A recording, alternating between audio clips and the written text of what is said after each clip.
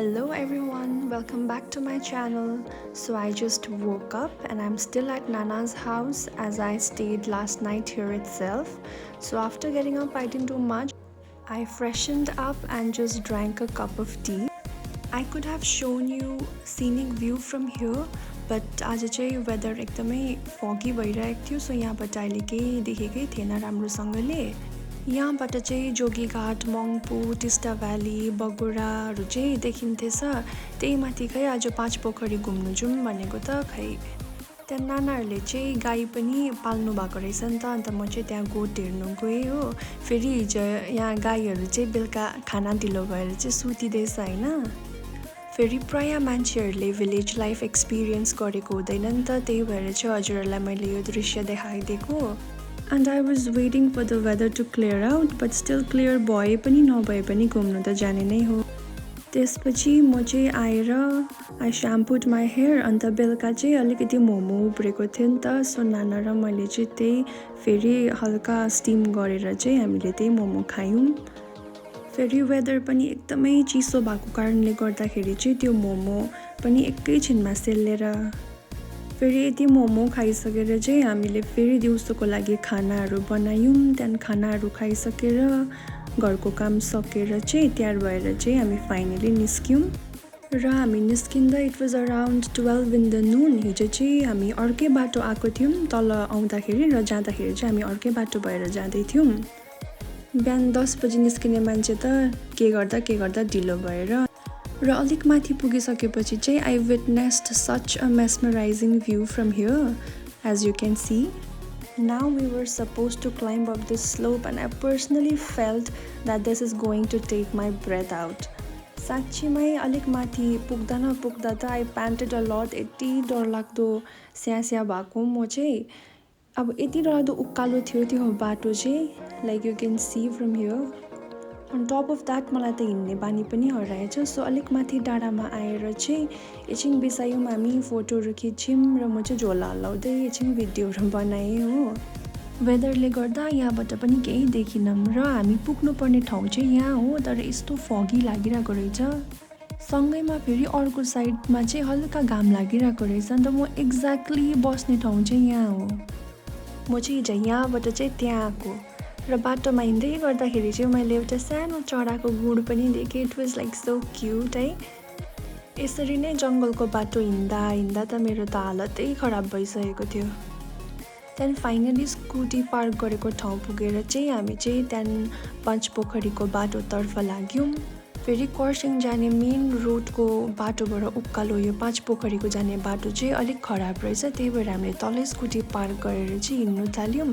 झन्न एकजना दादाले चाहिँ गाडी रोकिदिएर हामीलाई अलिक माथिसम्म पुऱ्याइदिनु भयो। ढुक्क लाग्यो एकछिन हिँड्नु नपर्दाखेरि। त्यहाँदेखि फाइनली हामी पाँच पोखरी पुग्यौँ र यहाँ चाहिँ पुरा टी प्लान्टेसनहरू रहेछ, तर खै भ्यू हेर्नु आएको मान्छेहरूले फगले गर्दाखेरि केही पनि देखेकै थिएन। एक्चुअली यो पाँच पोखरीको चाहिँ एउटा डिप रहस्य रहेछ। प्रायर यहाँ चाहिँ 5वटा मार्शी पोन्ड्स थिएछ, that is why it is पाँच पोखरी। There is also a temple here, but it is believe that girls can not go there and worship or else something unusual will happen to them. Because पहिला चाहिँ यहाँनिर पाँच कन्या देवीको चाहिँ स्थान थिएछ नि त, so once girls hit their puberty they are considered unholy. So I too can not go there and so you the exact place. त्यहाँ यहाँ चाहिँ एउटा गुरु रिम्पोचेको स्ट्याचु पनि कन्स्ट्रक्ट हुँदै रहेछ र यो साइडबाट पनि केही देखेकै थिएन। त्यसपछि अलिक माथि हेरेको त त्यहाँनिर एउटा भ्यू पोइन्ट जस्तो रहेछ, सो हामी त्यही भ्यू पोइन्टपट्टि हिँड्दै गयौँ। फेरि उकालो जे होस् आज वक चाहिँ दामी भयो। And this one is pomelo भोगटी इन नेपाली, सो म चाहिँ हल्का जङ्गली बिरुवा देखाएँ एकछिन।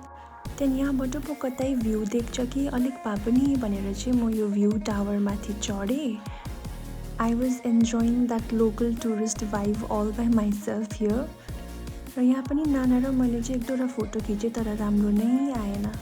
यहाँ पनि पुरा होमस्टेहरू रहेछ र यहाँबाट चाहिँ यस्तो खाले दृश्य देख्दै थियो। घाम लागेको भए चाहिँ अति नै राम्रो देख्ने थिएछ, तर देखेन। त्यसपछि मैले तातो चिया खाएँ।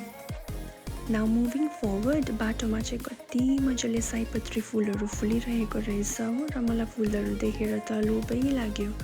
त्यहाँ नानाले चाहिँ आएको बेलामा गुरुदेवको कोठी पनि जाउँ ल भनेर भन्नुभयो होइन। सो हामी चाहिँ होमस्टेको बाटोहरू हुँदै उकालो गयौँ। फेरि कोठी चाहिँ निकै टुप्पोमै रहेछ नि त र यहाँ चाहिँ म हल्का नक्कल पार्दै हिँड्दै थिएँ हो। फाइनली हामी कोठी पुग्यौँ। त्यसपछि हामी त्यहाँनिर प्रेयरहरू गरेर चाहिँ निस्किहाल्यौँ किनभने नानाको भाइ पनि त्यहाँनिर घुम्न आउनु भएको थिएछ नि त। अन्त नाना म र दादा चाहिँ गफ गर्दै हामी तल झऱ्यौँ र फाइनली मेन रोड पनि पुग्यौँ। फेरि अचम्मै चिसो हावा चलिरहेको थियो र मलाई पनि टाउको दुख्ला जस्तो भइरहेको थियो। पछिबाट चाहिँ दादा आउनुहुँदै थियो र मैले चाहिँ नानालाई अब तपाईँले त दोकान नखोल्दा पनि हुन्छ भनेर भन्दै थिएँ।